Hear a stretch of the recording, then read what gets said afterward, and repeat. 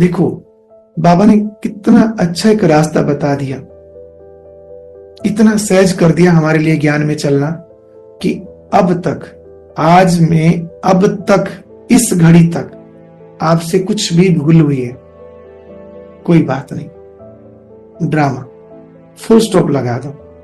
लेकिन अभी से ही इतना पुरुषार्थ करो, इतनी कमाई करो जैसे बाढ़ आ जाए। जब बाढ़ आती है ना तो छोटे मोटे गड्ढे सब भर जाते हैं, वो कहां दिखते हैं, सब प्लेन। ऐसी योग ज्वाला अपने अंदर जलाओ कि वो भी और उससे पहले वाले भी, पिछले भी सब विकल्प भस्म हो जाएं। जब जागो तब सवेरा, ये बात सदा याद रखना। कई क्या करते हैं, पिछली बातों को उठा उठा के आगे गिरते रहते हैं। अरे अब तो उठ जाओ, आगे भी गिर रहे हो, पीछे गिरे, हुआ सो हुआ, उसका तो कोई समाधान है नहीं, वो तो ड्रामा में था, अगली बार भी होगा। परंतु अब मुझे आगे तो चांस मिला है ना, तो इस समय का पूरा फायदा लो, इसको सफल करो।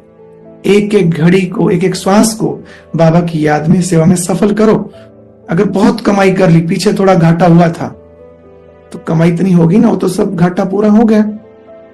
कहीं पूछते हैं कि बाबा की याद से क्या होता है।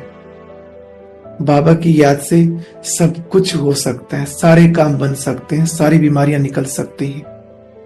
बाबा की याद एंटीबायोटिक भी है, एंटी हिस्टामाइन भी है, एंटी एलर्जिक भी है, सब कुछ है। बाबा की याद जब हम अपने ऊपर किरणें डालते हैं ना, तो उन किरणों में प्रोटीन, विटामिन, मिनरल्स सब कुछ है। लेकिन कोई याद में बैठे तब ना, माया तुमको याद करने ही नहीं देती। उसको पता है इनकी इम्यूनिटी बूस्ट हो जाएगी जैसे बाबा को याद करेंगे, ये फिर मेरे को हरा देंगे, तो वो याद करने नहीं देते। खुद भगवान के डायरेक्शन है, रात को सोने से पहले आधा घंटा याद में बैठो, और सुबह उठते ही सबसे पहले भी बाबा की याद में बैठना चाहिए। भले अब गृहस्थी सुन लीजिए, भले स्त्री पुरुष हैं, इकट्ठे बैठे या अलग अलग बैठे, बुद्धि में एक बात की याद रहे। कोशिश करके बाबा का कमरा बना हो तो वहां दोनों बैठो, और नहीं तो अलग अलग भी थोड़ी देर आंगन में या छत पर सैर करें। कुछ भी करके अपने को जागृत अवस्था में रखिए। बहुत कमाई का समय है, बहुत कमाई का, क्योंकि दिन भर कार्य करना होता है। आजकल छोटी छोटी ई रिक्शा चली हुई हैं, ये बैटरी से चलती हैं, तो जो चालक होता है वो रात को चार्ज करते हैं और दिन भर उसमें लोगों को यहां से वहां बिठा के उनकी मंजिल तक पहुंचाता है। तो हमें भी सुबह शाम अपनी बैटरी को चार्ज करना चाहिए, क्योंकि दिन भर हमें बहुत सेवा करनी होती है, बहुत कार्य करने होते हैं, बहुत कमाई करनी होती है। कमाई तभी कर सकेंगे ना जब बैटरी चार्ज होगी।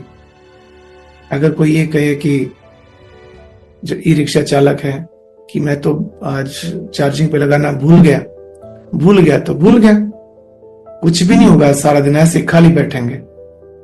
फिर थोड़ी थोड़ी चार्ज की, एक चक्कर लगाया, फिर चार्ज की, एक चक्कर लगाया। यहां भी भाई बहन ऐसे करते हैं। जब दुख आता है फिर थोड़ा सा बाबा याद किया, दुख चला गया, फिर अपना काम धंधे में मस्त, भूल गए बाबा को, मुरली भी छूट गई। फिर दुख आया, फिर बाबा बाबा बाबा, फिर थोड़ा याद किया, 2-4 दिन मुरली में आए, फिर जैसी परिस्थिति गई फिर अपना मस्त लौकिक में। ये धंधा बना हुआ कईयों का, कमाया खाया, कमाया खाया, जमा क्या किया। सोचो 21 जन्म तक चलाना है, और 21 जन्म नहीं, पूरे 5000 वर्ष की कमाई, चार्जिंग जमा हो रही है। जब कुछ कर ही नहीं रहे कैसे होगा। जैसे बताया ना कि बाबा की याद सभी बीमारियों की दवा है। तो बस कुछ भी हो, चाहे शरीर में, चाहे मन में, चाहे घर में, चाहे बिजनेस में, समाज में, कहीं भी बस बाबा की याद में बैठो। जिसको भी कुछ सहयोग देना चाहते हो या आपको खुद ही मदद की आवश्यकता है तो बाबा का आह्वान करो, बाबा को बुलाओ।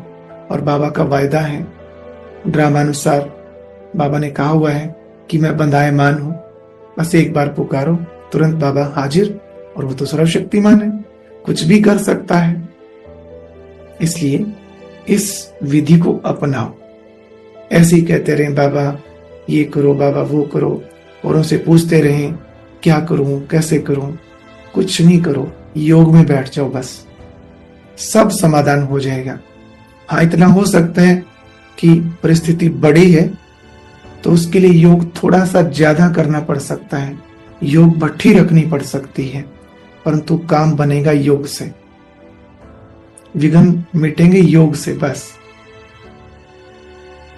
ज्ञानी, योगी, सर्वशील बच्चे बाबा को बड़े प्रिय हैं।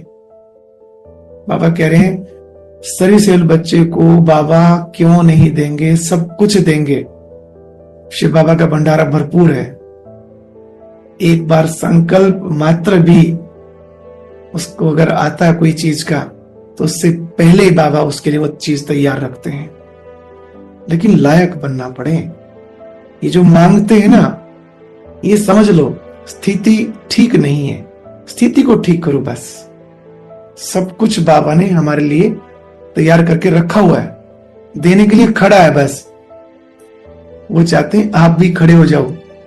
स्थिति गिरी हुई है, स्थिति ठीक हो जाएगी, खड़े हो जाएंगे तो बाबा तुरंत आपको सब कुछ देगा जो चाहिए। अब गिरे हुए पहले से हैं, उनको कुछ दे तो और उठेंगे कैसे? इसलिए बाबा पहले उठाते हैं कि बच्चे योग करो, योग भट्ठी में बैठो। और आप देखते हैं कि जब भी कुछ विघ्न आता है, आप योग भट्ठी में बैठते हैं तो तुरंत मदद मिलती है। सोतले को थोड़ी वर्षा मिलेगा। मातेला कौन? जो बाप पर वारी जाता, बाप को अपना वारिस बनाता, बाप पर सब बलिहार करता, और मातेले को ही वर्षा मिलता है।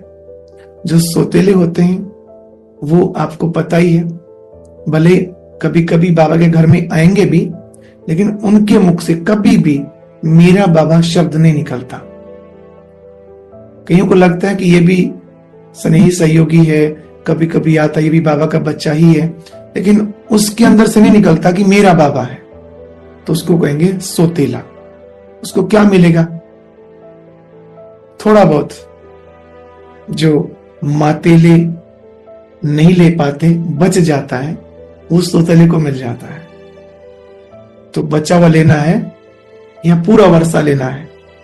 पूरा वर्षा लेना है तो मेरा बाबा कहे मेरे पर सब अर्पण कर दो। यह एक बहुत अच्छी वीडियो भी जरूर देखें।